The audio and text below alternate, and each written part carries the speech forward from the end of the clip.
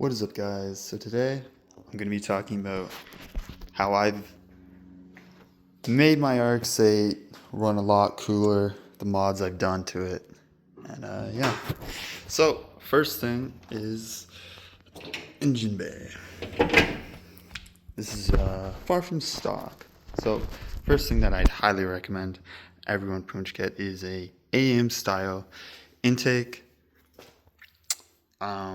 Fun fact, AM and Mazda Speed co-designed this intake. So yeah, I know you can get cheap replica ones on like Amazon and whatnot.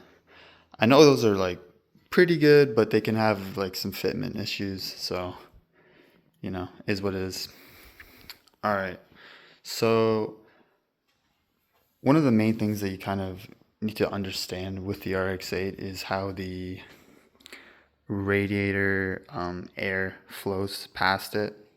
So it obviously goes through the radiator, fans, and then it pretty much goes on both sides of the engine into the transmission tunnel, and then it goes out, right?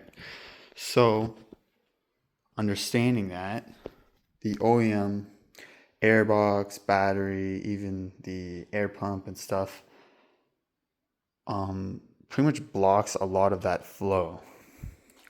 So what I've done is battery relocated. I did it in a pretty cost effective, cheap way, whatever you want to say. So this is the OEM positive, and then this is the negatives. And then I got a 2-gauge wire going through into the side, into the back. I'll show that a little bit later. I deleted the air pump, and I've got a Bennett built coolant reservoir. I've got these coolant lines. My OEM ones were just old and like kind of like cracking, so I replaced those. Another thing that I've done on the front of the car is actually,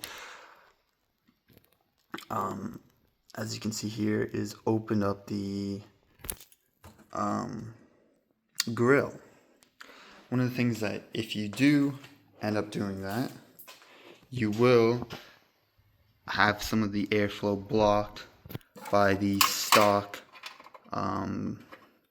crash bar. So what I did is I cut them, and then I put a tube there just to keep some of the rigidity and whatnot, whatever, there. So that helps it flow a lot as well.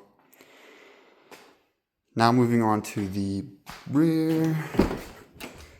Just open the rear.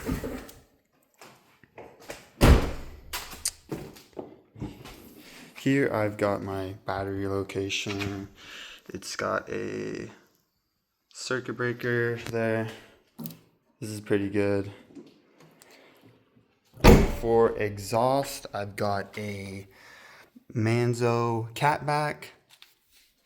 I like that. I like how it sounds and everything. It's pretty good. Not super expensive, but it's not also either super cheap. So yeah, and then last thing for exhaust is I have a Decat. It's like a Jap speed, but it's kind of custom because I put a vibrant resonator in it to keep some of that drone noise down. But yeah, the only other thing that I've kind of done for cooling is I do have Versatuner, so I did make it so the fans turn on sooner, and that does also help quite a bit as well. You could, instead of buying Versatuner or Mazda Edit, you could splice into the wires and make a little kit where you kind of just press a button or something to turn them on. But I just had Versatuner, so I did it that way. But yeah, guys, that is about it. The only other real things that you can kind of do to make it run cooler is an upgraded radiator. I have not needed to upgrade my radiator. It's still an OEM one. I have not needed to do it with all my other modifications. And then the last thing realistically is a thermostat for the oil coolers, and you can just do a thermostat for the coolant as well. Like I've said, I have not needed to do those things, and also those could actually be negative things for me personally. I live in Canada and I do drive this in the colder months, so it does struggle to get up to temperature. So I wouldn't want to put those thermostats in. Yeah, in the wintertime, I actually put my battery back to help with cold starts. Um, yeah, and I guess it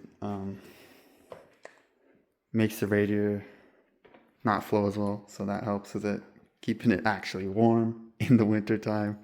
But yeah, guys, that's about it for today's video. If you have any questions for me or anything like that, I mean, drop them in the comments. I'll try to help you guys out. But yeah, that's it right now.